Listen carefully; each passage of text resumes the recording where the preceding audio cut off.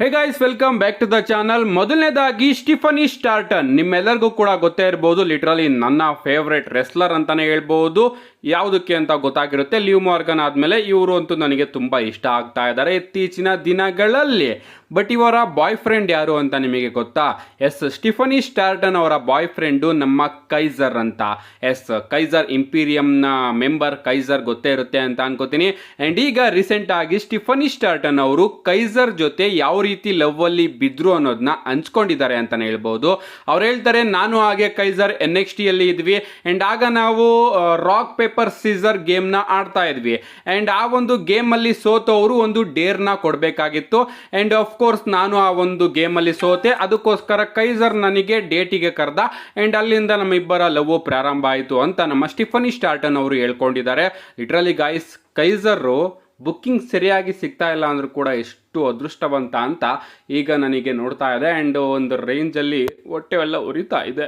Next update ಕಡೆ ಬರೋದಾದ್ರೆ ಇದಿರ್ತಕ್ಕಂಥದ್ದು ನಮ್ಮ CM ಪಂಕ್ ಅವರ ಬಗ್ಗೆ. ಲಿಟ್ರಲಿ WWE ಗ್ರಾಫಿಕ್ ಟೀಮು ಏನು ಕೆಲಸ ಮಾಡ್ತಾ ಇದ್ದಾರೆ ನನಗಂತೂ ಅರ್ಥ ಆಗ್ತಾ ಇಲ್ಲ. ನಿಮ್ಮೆಲ್ಲರಿಗೂ ಕೂಡ ಗೊತ್ತೇ ಇರಬಹುದು, CM ಪಂಕ್ ಅವರು ಮಂಡ್ಯ ನೈಟ್ ರಾಗೆ ಡ್ರಾಫ್ಟ್ ಆಗ್ತಾರೆ. ಅದಾದ್ಮೇಲೆ ನೀವು ಇಲ್ಲಿ ನೋಡ್ತಾ ಇರಬಹುದು CM ಪಂಕ್ ಅವರ ಸಾಧನೆಗಳ ಬಗ್ಗೆ. Return to WWE after 10 year absence at Survivor Series ಅಂತ ಇವರು ಅಲ್ಲಿ ಹಾಕಿದ್ದಾರೆ. ಸೊ 10 ವರ್ಷ ಆಬ್ಸೆಂಟ್ ಇಂದ ಸರ್ವೈವರ್ ಸೀರೀಸ್ ಅಲ್ಲಿ ಮತ್ತೊಮ್ಮೆ ರಿಟರ್ನ್ ಆದ್ರು ಅಂತ ಹಾಕಿದ್ದಾರೆ. ಓಕೆ, ಇದು okay. Recovering from torn triceps injury, ಇದನ್ನೆಲ್ಲ ಯಾಕೂರು ಹಾಕ್ಬೇಕಾಗಿತ್ತು. ಅದಾದ್ಮೇಲೆ ಗ್ರ್ಯಾಂಡ್ ಸ್ಲಾಮ್ ಚಾಂಪಿಯನ್ ಅಂತಾನು ಕೂಡ ಹಾಕಿದ್ದಾರೆ. ನಮ್ಮ CM ಪಂಕ್ ಅವರು ಇಲ್ಲಿವರೆಗೂ ಗ್ರ್ಯಾಂಡ್ ಸ್ಲಾಮ್ ಚಾಂಪಿಯನ್ ಆಗಿಲ್ಲ. At least longest reigning WWE champion since Brock Lesnar and Roman Reigns ಅಂತ ಹಾಕಿದ್ರು ಪರವಾಗಿರ್ತಿರ್ಲಿಲ್ಲ.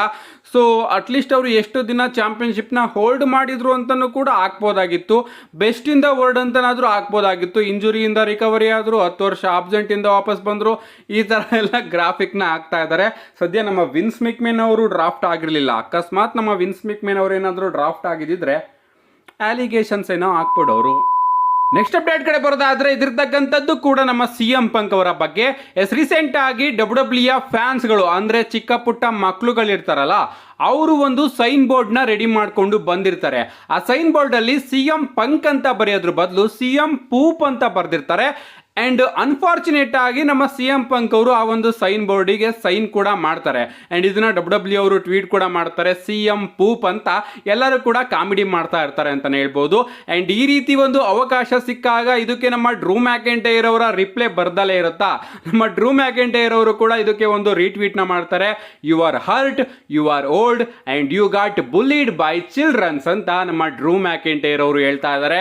ನಿನಗಿವಾಗ ಹರ್ಟ್ ಆಗಿದೆ, ನೀನಿವಾಗ ಇಂಜುರಿ ಆಗಿದೆ ಅಂಡ್ ಈಗ ನಿನಗೆ ವಯಸ್ಸು ಕೂಡ ಆಗಿದೆ ಅಂಡ್ ಈಗ ನಿನ್ನನ್ನ ಚಿಕ್ಕ ಮಕ್ಕಳು ಕೂಡ ಬುಲಿಡ್ ಮಾಡ್ತಾ ಇದ್ದಾರೆ, ಅಂದ್ರೆ ಹಾಡ್ಕೋತಿದ್ದಾರೆ ಅಂತ ನಮ್ಮ ಡ್ರೂ ಮ್ಯಾಕೆಂಟೈರ್ ಅವರು CM ಪಂಕ್ಗೆ ಹೇಳ್ತಾ ಇದ್ದಾರೆ. ಲಿಟ್ರಲಿ ನಮ್ಮ CM ಪಂಕ್ ಅವರೇನೋ ಕಾಮಿಡಿ ವಿಚಾರದಲ್ಲಿ ಸೈನ್ ಮಾಡಿಬಿಟ್ರು, ಬಟ್ ಅದನ್ನೇ ಇಲ್ಲಿ ನಮ್ಮ ಡ್ರೂ ಮ್ಯಾಕೆಂಟೈರ್ ಅವರು ಅಡ್ವಾಂಟೇಜ್ ಆಗಿ ಉಪಯೋಗಿಸ್ಕೊತಾ ಇದ್ದಾರೆ. ಲಿಟ್ರಲಿ ಗಾಯ್ಸ್, ಇವರಿಬ್ರು ಇಂಜುರಿ ಆಗಿದ್ದಾರೆ.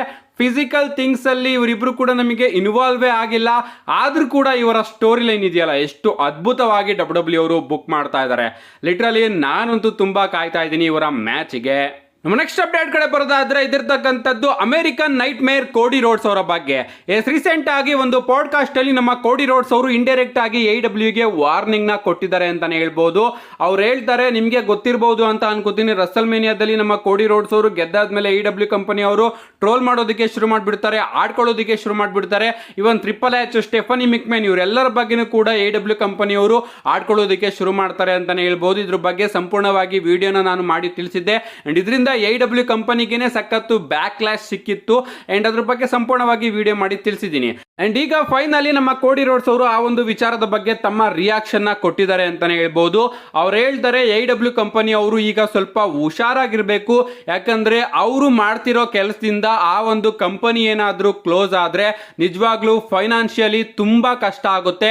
ಆ AEW ಕಂಪನಿಯಲ್ಲಿ ಕೆಲಸ ಮಾಡ್ತಿರ್ತಕ್ಕಂತಹ ಸೂಪರ್ ಸ್ಟಾರ್ಸ್ ಗಳೆಲ್ಲರೂ ಕೂಡ ತನ್ನ ಕೆಲಸನ ಕಳ್ಕೊಬಿಡ್ತಾರೆ. ಅವರಿಗೆ ಕೆಲಸನೇ ಇಲ್ದಿರೋ ರೀತಿ ಆಗುತ್ತೆ.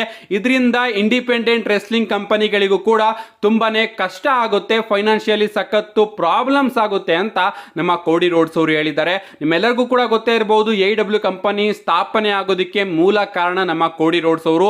ಅಂಡ್ ಈಗ ಕೋಡಿ ರೋಡ್ಸ್ ಅವ್ರನ್ನ ಇಟ್ಕೊಂಡು ಟ್ರೋಲ್ ಮಾಡಿ ಈ ರೀತಿ ಕಾಂಟ್ರವರ್ಸಿಯಲ್ಲಿ ಸಿಗಾಕೊಂಡ್ರೆ ನಮ್ಮ ಕೋಡಿ ರೋಡ್ಸ್ ಅವರು ಹೇಳ್ತಾ ಇರೋದು ಆ ಒಂದು ಕಂಪನಿ ಮುಚ್ಚೋಗುತ್ತೆ. ಆ ಒಂದು ಕಂಪನಿ ಏನಾದರೂ ಮುಚ್ಚೋದ್ರೆ ತುಂಬಾನೇ ಪ್ರಾಬ್ಲಮ್ಸ್ ಆಗುತ್ತೆ ಅಂತ ನಮ್ಮ ಕೋಡಿ ರೋಡ್ಸ್ ಅವರು ಹೇಳ್ತಾ ಇದ್ದಾರೆ. ನೋಡೋಣ ಗೈಸ್, ಇನ್ನು ಎಷ್ಟು ವರ್ಷಗಳ ಕಾಲ AEW ಕಂಪನಿ ನಮಗೆ ನೋಡೋದಕ್ಕೆ ಸಿಗುತ್ತೆ ಅಂತ. ಯಾಕಂದ್ರೆ ಟೋನಿ ಖಾನು ಈ ರೀತಿ ಚಿಕ್ಕ ಚಿಕ್ಕ ವಿಚಾರಕ್ಕೆಲ್ಲ ಈ ಥರ ಮಾಡ್ಕೊಂಡ್ರೆ 100% ಆ ಒಂದು ಕಂಪನಿ ಮುಚ್ಚೋಗೋದಂತೂ ಖಚಿತ.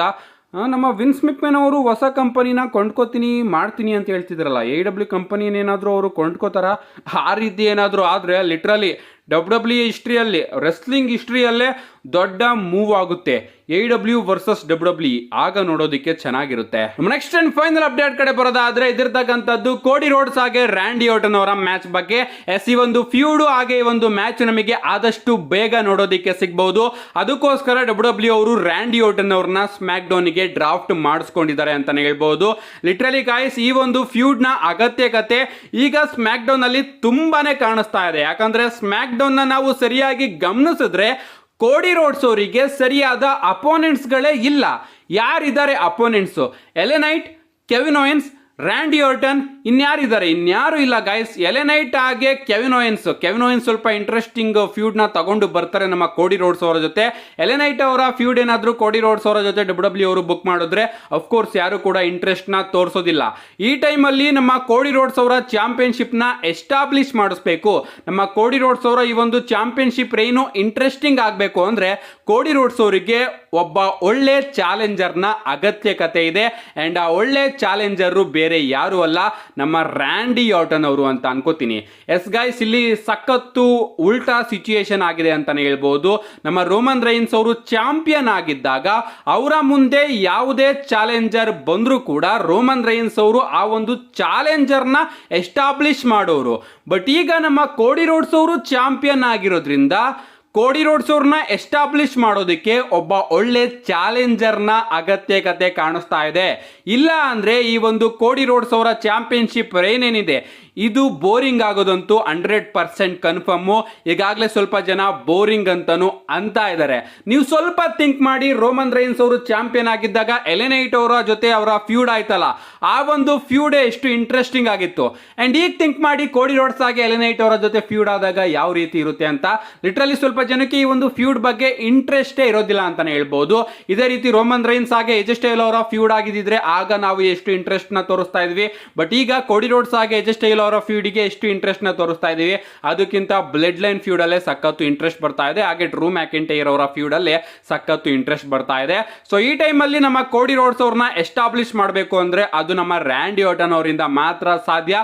ಆದಷ್ಟು ಬೇಗ WWE ಅವರು ರ್ಯಾಂಡಿ ಆರ್ಟನ್ ಹಾಗೆ ಕೋಡಿ ರೋಡ್ಸ್ ಅವರ ಒಂದು ಫ್ಯೂಡ್ ನ ಪ್ರಾರಂಭ ಮಾಡಲೇಬೇಕು ಕೋಡಿ ರೋಡ್ಸ್ ಅವ್ರನ್ನ ಎಸ್ಟಾಬ್ಲಿಷ್ ಮಾಡೋದಕ್ಕೆ. ಸೊ ಏನಂದ್ರೆ ಇದ್ರ ಬಗ್ಗೆ ನಿಮ್ಮ ಅನಿಸಿಕೆನ ಕಮೆಂಟ್ ಮಾಡಿ. ಇವತ್ತಿನ ವಿಡಿಯೋ ಒಳ್ಳೆಷ್ಟೊಂದು ಲೈಕ್ ಮಾಡಿ, ಚಾನಲ್ ಸಬ್ಸ್ಕ್ರೈಬ್ ಮಾಡ್ಕೊಳ್ಳಿ. See you guys in my next video.